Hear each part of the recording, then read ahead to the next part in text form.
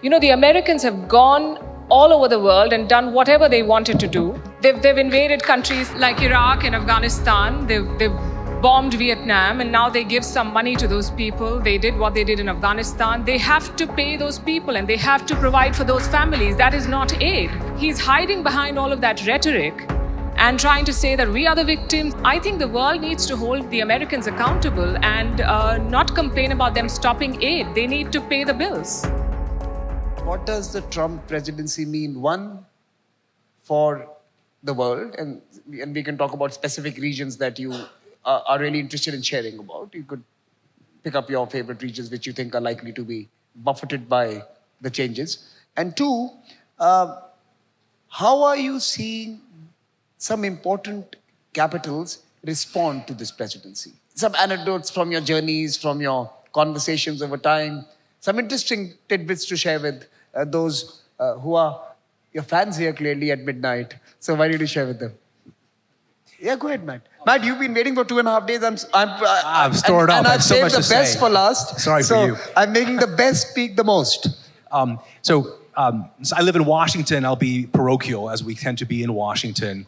And I think the one thing I've noticed that Trump's effect on the world is huge.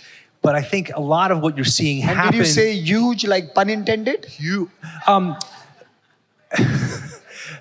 Both intended and unintended, but I don't think that is the intention of the Trump government. I think what is overlooked is what we're seeing is primarily a domestic political fight, and more interestingly, a fight within the Republican Party that is playing out with Trump. They are real Republican internationalists. Most people that you meet in Congress are quite supportive of Ukraine, quite skeptical of Putin, very pro-NATO, want America to be engaged in the world. This has been a pretty good 80-year ride for the US in terms of creating a system that benefits the US security interests, our economic interests, and suddenly is being blown up for reasons that those interests have not changed.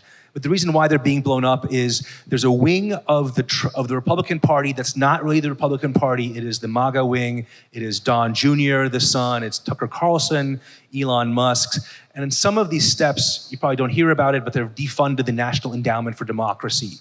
That was something created by Ronald Reagan. It is led by a internationalist Republican. So they're trying to also neuter the party to basically give MAGA full control there. Just two quick anecdotes. I was before coming here, I was in Brussels, Paris, and Warsaw. The Europeans are freaking out, as you can imagine, because they've been buying the same insurance policy for the last 80 years, and they assume this is why anyone buys an F-35. It's not because it is a far superior jet planes, because if you buy the F-35, you are essentially purchasing that if anything goes wrong, the US will be there for you. I'm not sure this was intentional for Trump, but he has broken that deal. And that will have huge consequences, primarily in Europe. I'm struck when I was in Dubai a few weeks ago, that there are parts of the world that are very happy about this sort of Trump reordering. Fair point. And, let me just tell you, much of the global South does not see Trump to be problematic. They believe he's honest. The West always was exploitative. Trump at least talks about it openly and gives a chance to negotiate terms. The CBAM, for example, the Carbon Border Adjustment Mechanism, was a tariff imposed without discussions with the world. Trump says, come and talk to me and we'll speak tariff. So I think there is some degree of appreciation for his clear, transparent, and rather loud negotiation. But Palki, everyone in India is not happy about the defunding of many of the agencies that this administration has run. But sitting where you are, how do you assess the Trump presidency? Yeah, people think that he has dropped the pretense and he is speaking clearly, even though a lot of what he says is obnoxious. I have an issue with it being called aid. It should be called reparations. The Americans have gone all over the world and done whatever they wanted to do.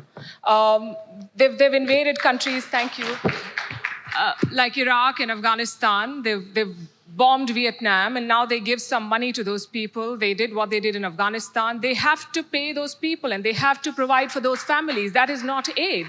So he's hiding behind all of that rhetoric and trying to say that we are the victims, and we were. And here, over the past 2 days, I heard some people who said this is America's burden, or that America is the victim here, and it's not a level playing field. Well, you're the ones who created dropped the the unlevel playing bombs. field. You know, they dropped something called the mother of all bombs in Afghanistan and got away with it. They did what they do a lot of things in Africa. I think the world needs to hold the Americans accountable and not complain about them stopping aid. They need to pay the bills. And what about Matt's point about the political disputes within the party, within the American political system? You were there, I think, last year, if I remember. Yes. And what was your experience about that?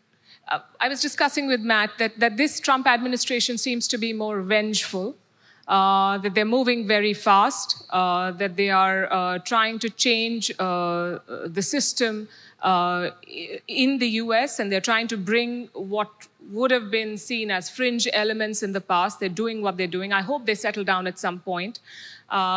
But when I was there in DC last year, every day I saw more shops being boarded up. I saw more security, and I've covered a lot of elections all over the world. I've never seen something like this, even in Sri Lanka.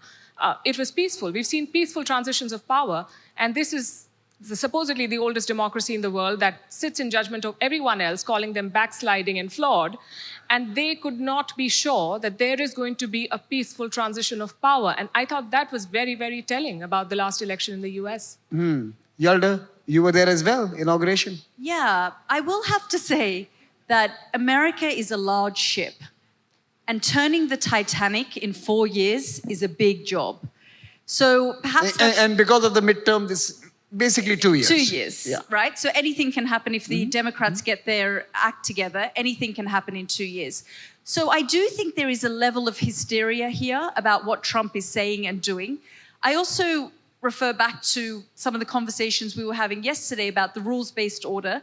I thought it was interesting that, we had the conversation about it being challenged by those who built it, namely the United States, and those who have benefited from it. And then you come here to India and you speak to people who say, the rules-based order, the world order for whom? For whom? Was it there when Rwanda was happening? Was it there when Bosnia was happening? All of these people would say there wasn't a rules-based order that benefited them. And a lot of Indians often say to me, our systems weren't created 80 years ago. So perhaps what we are seeing now are these spheres of influence. What I will say in terms of Ukraine is that perhaps, Donald Trump has misunderstood Vladimir Putin's ambitions there. They are far bigger and greater than a president, than an American president. And it's not that he wants just 20% of Ukraine that he's managed to take in the course of this war. He wants the other 82% and the bit more than that. So this isn't just about Ukraine or NATO. It is about recreating the Russian Empire and moving far beyond Ukraine. And that is the concern of the Europeans. Donald Trump views it as just another deal, and he's going to strike it. No, but now tell me something about, maybe Palki, even from your experience. How are countries talking behind closed doors about possible responses to these dramatic changes out of Washington, D.C.? I think their best hope is to give Trump the impression that he's cracked a very good deal and get away with it. We saw reports initially of the Indonesian leader practicing his golf skills to be able to, go and spend some time with the US president. So that was interesting. I think that's what most would like to do. Interestingly, The Economist, in a rare positive piece about India, said that the world could learn from India on how to deal with Trump. I thought that was quite illuminating. We've dealt with a previous Trump presidency and we came out largely unscathed. The hope is that we should be able to do it this time. I think everyone's in a trial and error mode to see how much they can push and how much conversation they can have behind closed doors that does not end up being shared on Truth Social. I'll just say about Trump, since we all think about him all the time, is that he is very different than Trump won in the first term, much more self-confident, much more arguably reckless. But there is something similar that sort of strikes me just thinking about it now, is that in Trump 1, we were also kind of going crazy, and we kind of overreacted to every little statement, even though we know you can say the same thing 2 hours, different thing 2 hours later. Did I call Zelensky a dictator? That wasn't me, was it? The overreaction, you almost need the kind of sedative and say, okay, what is changing case by case and what is not? Mm-hmm. I think there is challenges to rule of law domestically. Yes, that's a real problem. Tariffs, he seems to be serious. That could have a huge impact on the US economy, its relationship with the world. But there's some things that haven't been done. We don't quite know what his end game is going to be in the Middle East. We don't really know what kind of deal he might agree to or force the Ukrainians to agree to with the Europeans. In the meantime, he has shaken things up, and not always in the worst way. He saved Keir Starmer's prime ministership. He's gotten the Europeans to, for the first time in generations, focus in on being serious about their part of the world. In the Middle East, I think there's actually real hope for Saudi normalization. So again, I just so I can sleep better at night, I'm just trying to kind of take deep breaths. Take a deep breath, do yoga. In this country, it's called yoga, I think, right? So maybe that's the thing we should all practice.